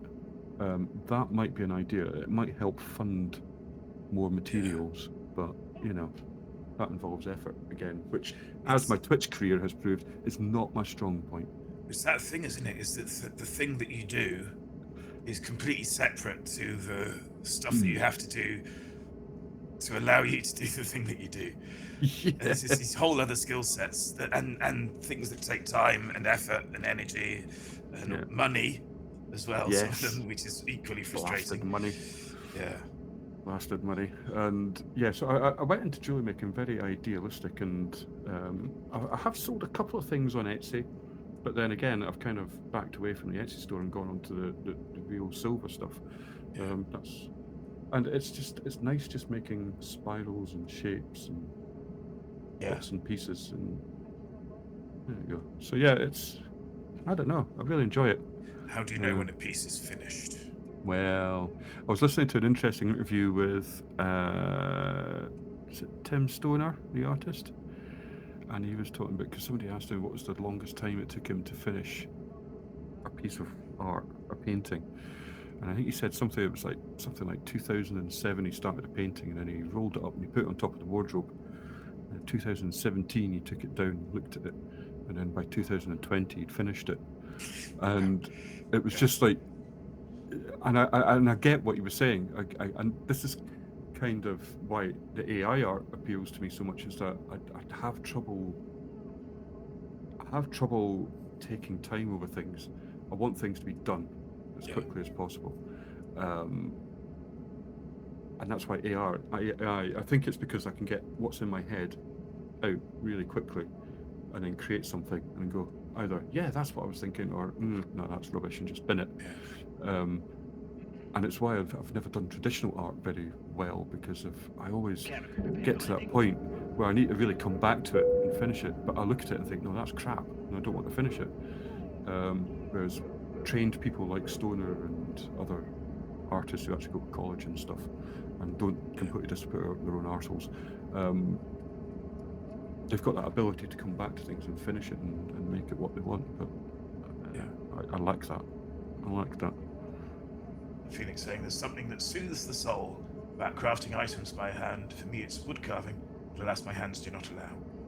Yeah, and well, I've started feeling it in my elbows as well, because I've got a wonderful array of pliers now. There's more pairs of pliers available in the world than I actually thought existed.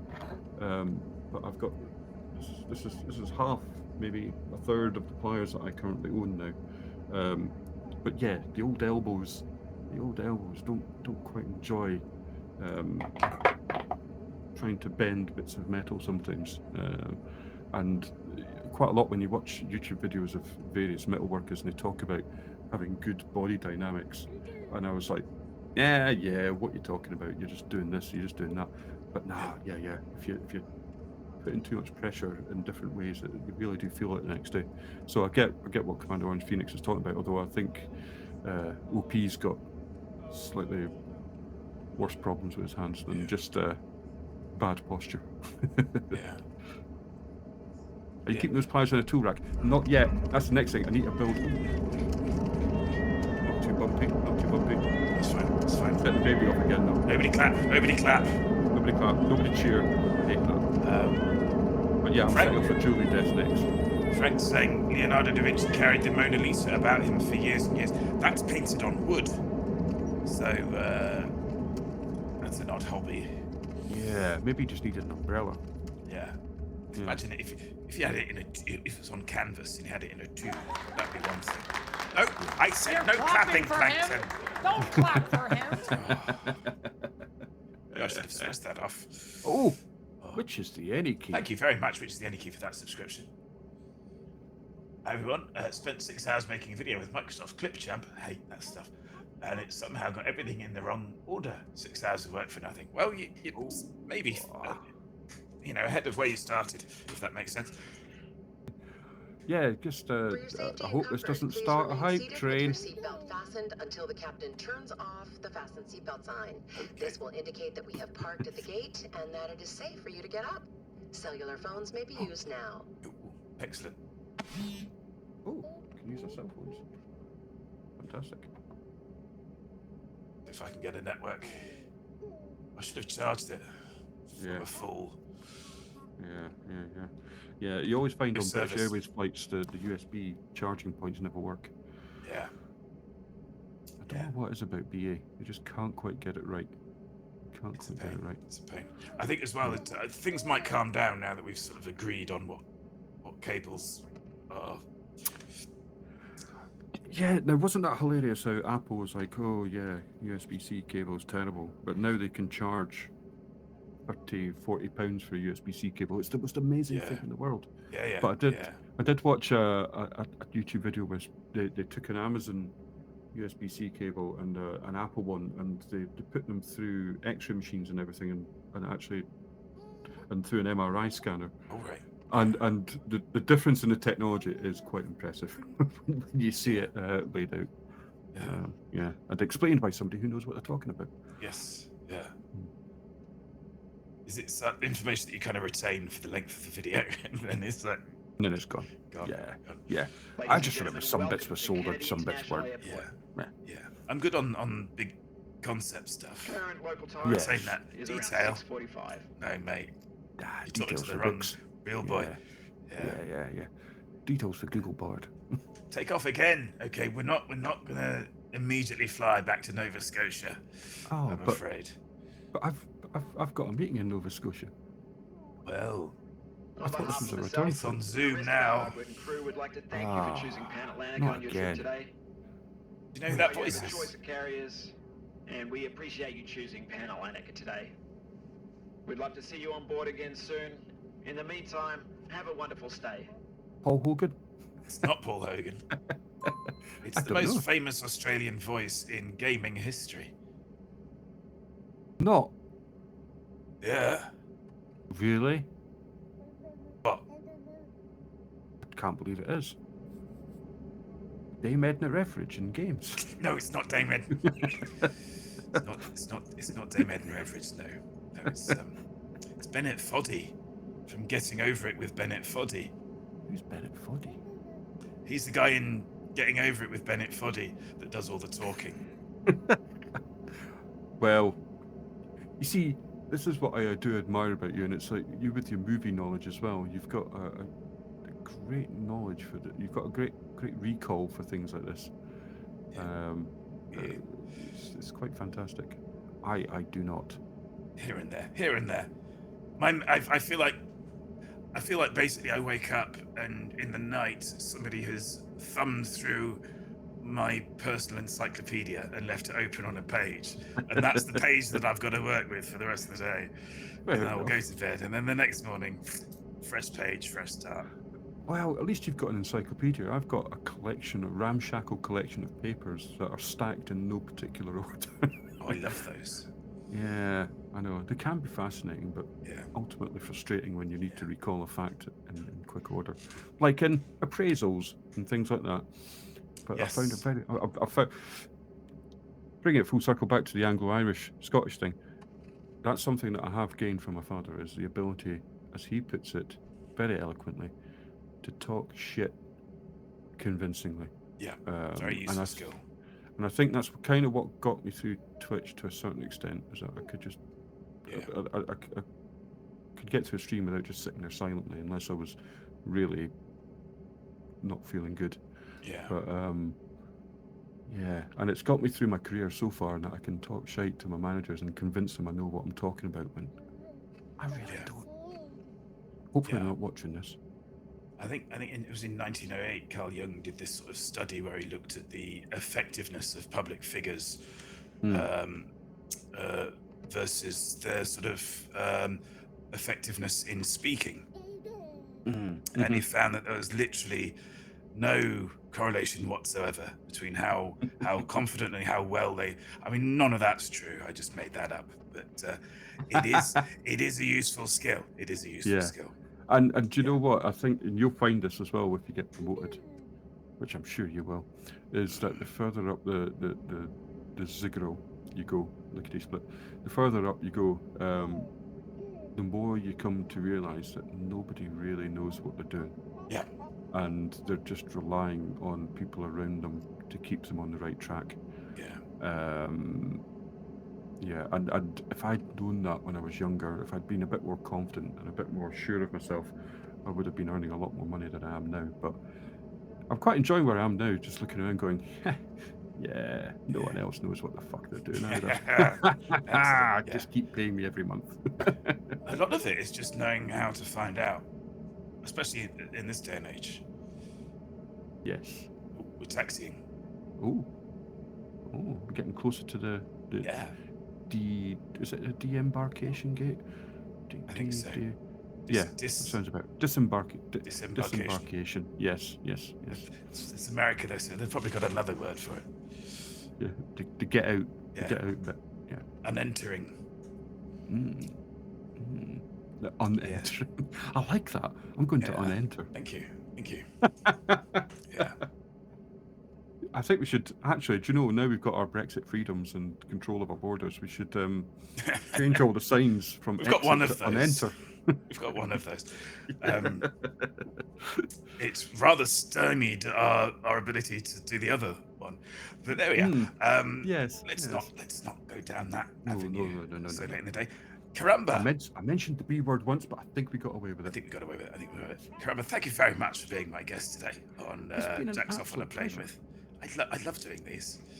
Do you know, having met you in person and been on a stream in person with you, it's good to meet you again. And but we'll need to meet in person once more because definitely. Yes, always love our chats, Jack. Always love our chats. Definitely. We didn't even get onto sobriety. We touched on it very lightly, but we didn't. Yeah. I was expecting a deep dive. Ironically. I know. Yeah, we didn't. Well, but next time. The Next return time. flight. We'll talk about on the return flight. We'll do that. It could be a regular thing. We might as well. I'll drop you a line about something. It's a thought that I had during the stream. Always the best thoughts. I don't know. I'll think about it. But I'll drop you a line about that. In fact, I'm going to talk to you just as soon as this is over. Guys, thank you very much. If you've joined us today for the first time, we are The Little Massive. We stream Tuesdays, Thursdays, and Sundays from 8 till 10. And if this isn't your first time with us, you know all of that. So we will be back on Tuesday. But until then, again, thank you, Carrumba. Thank you, N. Cousins, for moderating tonight. Thank you all for hanging out with us on this flight. And yes, we've got to do an end card. We don't raid for these, so I'm just gonna leave you to your own devices. But thanks again, Carrumba, and bye everyone. Thanks, Bye. Jack. Take care, everybody. Bye.